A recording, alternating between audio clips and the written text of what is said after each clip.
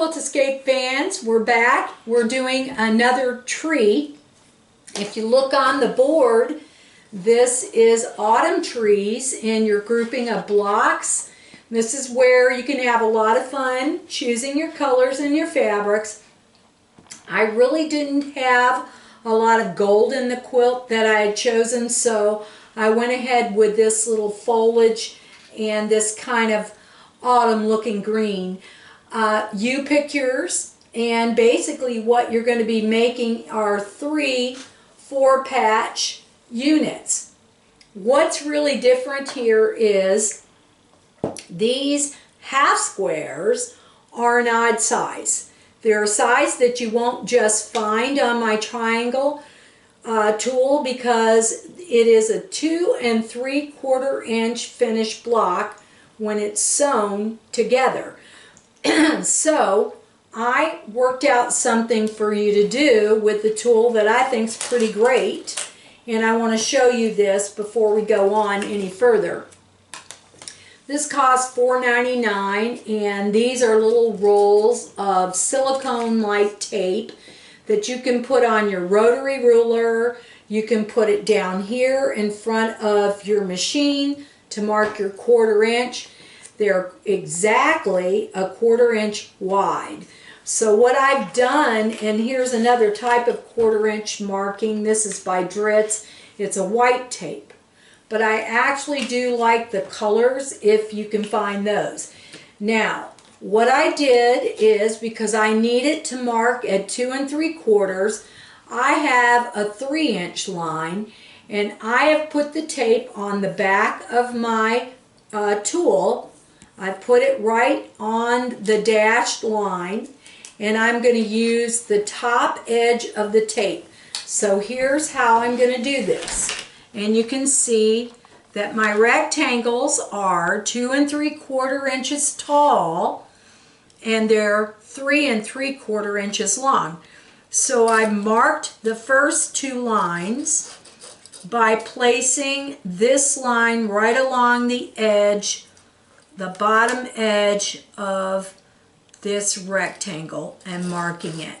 And then I'm going to just turn it around and mark it on the other side.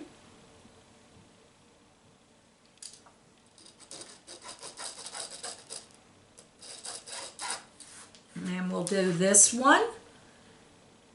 And it just works out perfectly. It's just like if you had the 1/4 inch lines in between your halves and your holes. So there they are. Works the same way we've been doing, and that is our half squares from rectangles. So now I'm going to put this under the machine. It'll be a quick review. You're going to catch on. You'll remember this is the way we've been making half squares all along.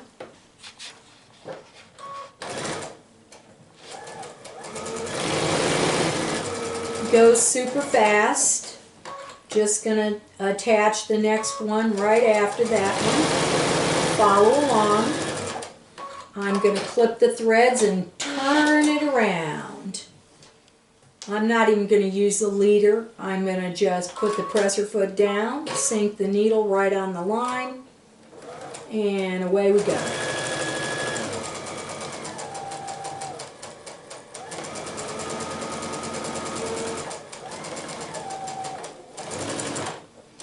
Okay, there we have them. So that's how we make the half squares. Now I'm going to put these back on the board. I have not detached them, and in some ways that kind of makes it easier for me to trim them. I'm going to show you what I'm going to do. I am going to use my tool again, and I'm going to reach through here and get my little rotary cutter. And even though I don't have an exact 1/4 inch line, I'm pretty good at eyeballing it. So here we go. And then I'm going to turn it around, move the tool around to the other side, and I'm going to trim that another 1/4 inch on this side. And this trimming is all between the stitching lines. Okay. Then we'll get rid of this little piece in the center. And here we've got our little threads, so I can clip off the corner at the same time and get rid of that. There we go. Clip off that corner, and I've got it. Okay. That's my little 1/8 of an inch scrap. Just throw that away. And we now have our half squares. When I go press these, I would press these to the dark side, and these are going to come out to be 2 3/4, which is exactly what I need. Now the big deal, I'm not going to use them in this. This was just to show you how did I do it, since I don't have 1/4 inch marks. But it worked out wonderfully, actually. I was pretty excited about that tape, and I really wanted to show you. So again, you know, the 1/4 inch tape, that's what you need. Now, you're going to put them together like little pinwheels. And I started to pick one up like I had that one. This is this whole block sewn together, but over here I have another one I'm constructing. So you're actually going to sew these together into 3 little pinwheel sections, and these are going to measure 5 inches when they're sewn.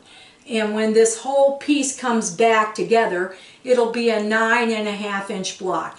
The main reason we wound up with an odd number here is because we needed this block to be on the diagonal, and that's what made it kind of an unusual size. So I actually have one that I've sewn already where I've attached 2 together, and just to give you the basic idea, once I sew them together, I'm going to press to the dark, which would be this darker triangle, and then you're going to see I've left that connecting thread. And now I'm just going to flip that up there right after I unflip it. Okay, so then I'm going to just flip it right sides together on top of itself. Pinch it in the middle because we've got a staggered seam allowance, and just put that back in underneath the presser foot for you so you can see how we're going to make that.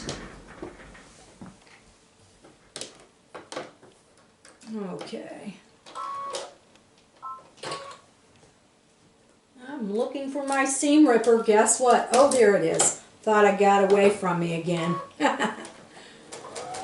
Do any of your tools ever walk around the room and just disappear out of sight? Because mine do that all the time.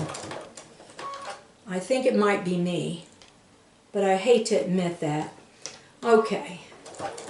I think they just have their own mind and go where they want to go. Alright, so that's going to make another 4 patch,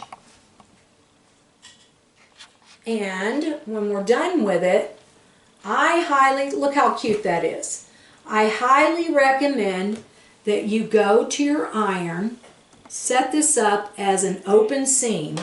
Now, because you had a connecting thread, you'll have to stick the seam ripper under there and unsew that little connecting thread, which is fine.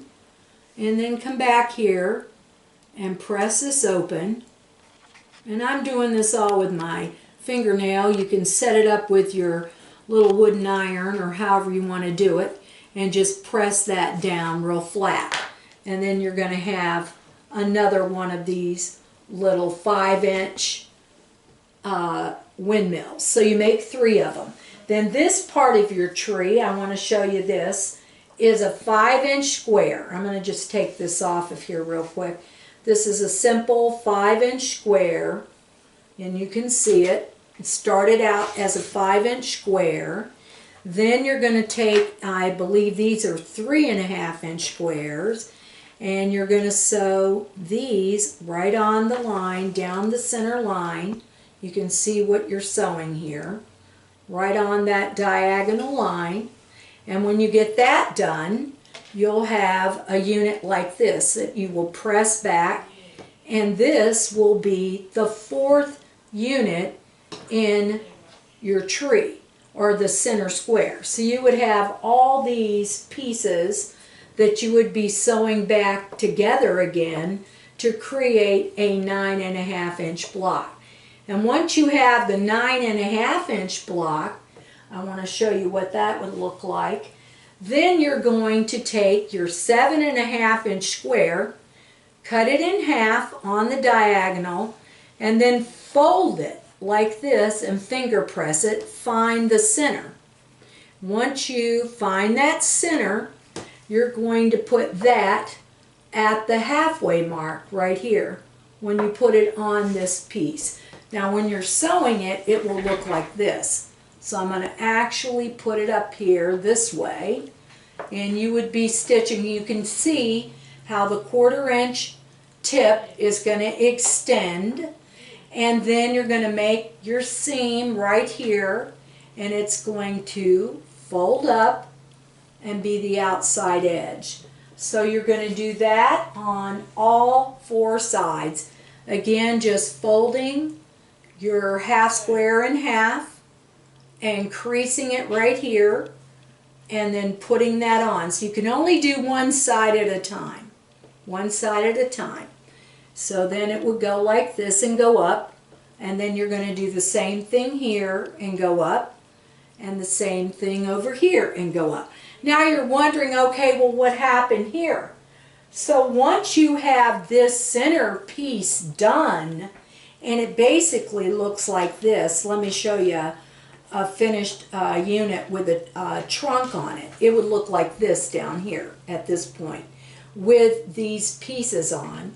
All you're going to do is take your 13-inch piece, which I think maybe I've got this one a little bit longer, but it's 13 inches, and you are going to mark this up at 2 inches above that line. Sew a 1/4 inch right here, a 1/4 inch on the bottom. I'm sticking to everything. So it'd be a 1/4 inch seam right here, and then when you flop it down, it's basically going to cut off that point to the tree trunk and give you a bottom. Then if it's too long on the sides, just trim it even with the block.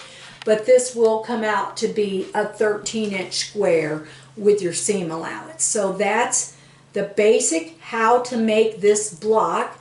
And then you're going to have a variation.